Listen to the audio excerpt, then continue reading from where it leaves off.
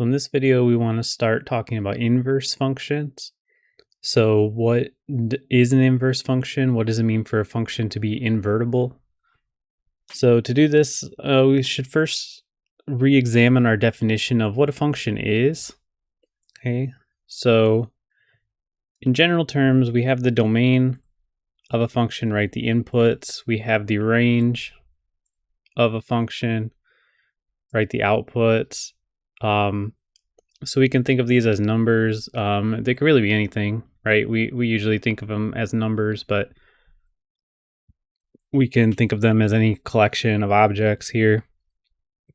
And we have our function f, which takes values in the domain and it maps them to numbers in the range, right? We can either think of this generally, or we can think about it doing this for each point, right? Like maybe we specifically have f of 1 mapping 1 to 4, and we have f of 3 mapping to 0, right? And f of 2 mapping to 1 maybe. Okay, but generally from the domain, let me just write the domain to the range. We take the numbers from the domain, they go into the function, and out come the numbers from the range.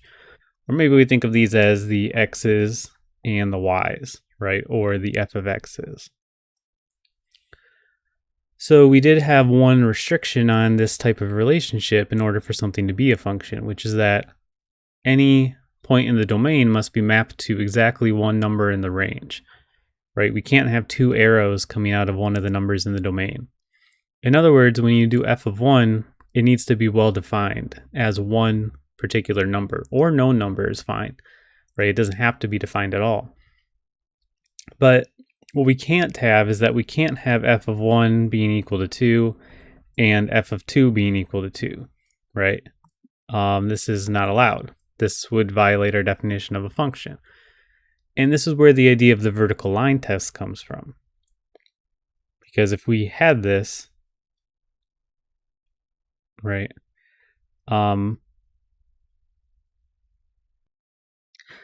sorry, actually, now that I'm looking at this is backwards, right? This should be f of 1 being equal to 2. That's what would make us violate, or sorry, f of 1 being equal to something else other than 2, like 1. So in other words, f of 1 is equal to 2 different things. This is what would get us in trouble on the vertical line test, right? If we had the point 1, 1 and the point 1, 2, then we see if we drew a vertical line, we would hit both of those points and it would violate the vertical line test. So therefore, we do not have a function. Okay. So the other way I wrote it would tell us whether or not we have an inverse function. Okay.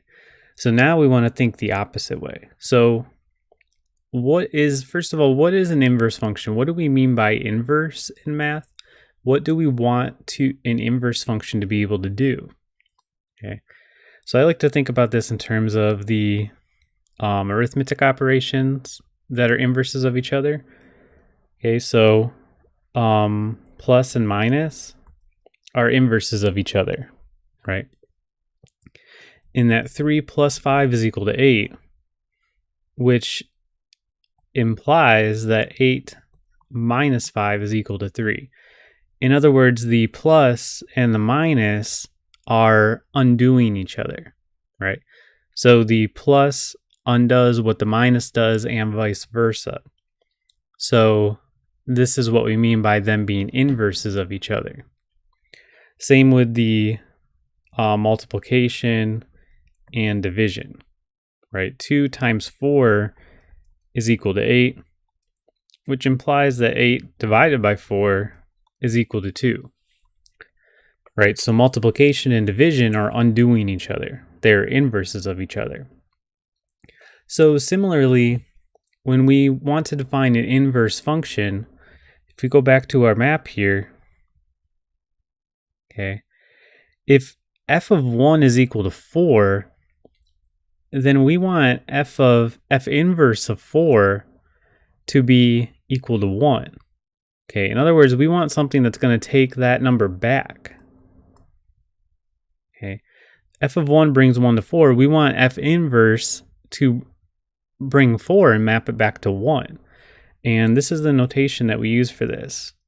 Okay, so f inverse of 4. So this -1 superscript is what we use to denote an inverse. Now this is a little bit confusing. You kind of just get used to it based on context, but it's not an exponent. Okay, even though it does look like an exponent, this is not an exponent.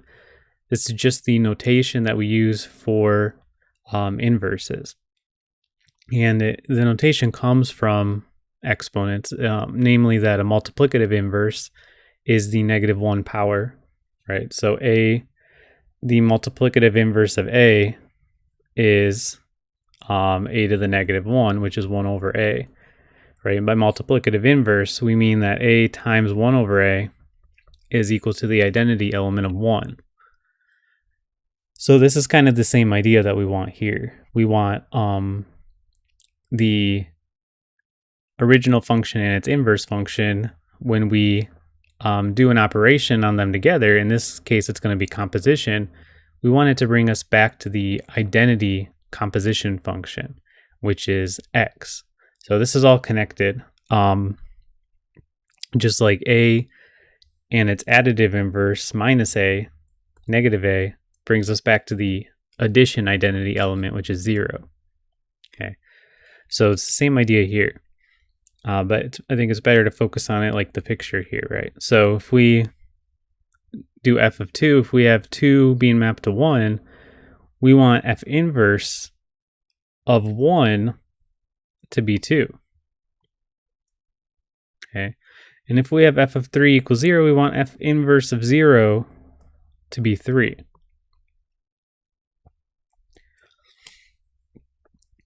But now we have to think, okay, will this inverse function, will it be a function? Can we define an inverse for any function, right? We need if we're calling it an inverse function, it needs to be a function itself.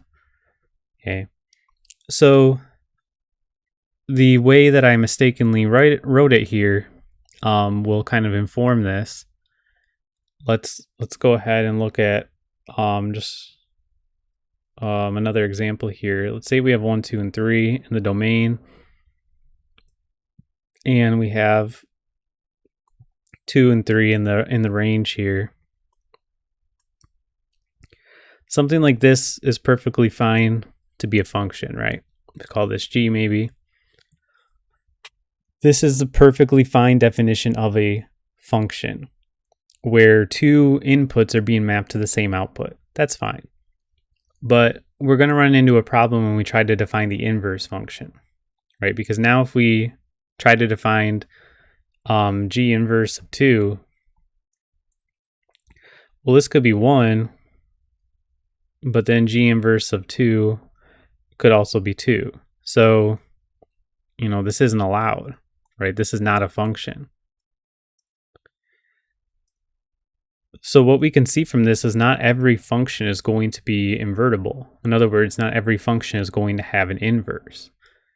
So we're specifically going to look at what we call one-to-one functions. Okay, so a function is one-to-one if every point here has a unique map. All right, so everything is mapped to a unique element. So there's no duplicates on either side, right? No point in the domain is mapped to 2 different range values because that wouldn't be a function. And then no 2 points in the domain are mapped to the same range element because then it wouldn't have an inverse, right? So one-to-one functions are functions where every element in the range has exactly one element in the domain and vice versa. Okay, so the problem we would run into is something like this on the top one with G here, right, where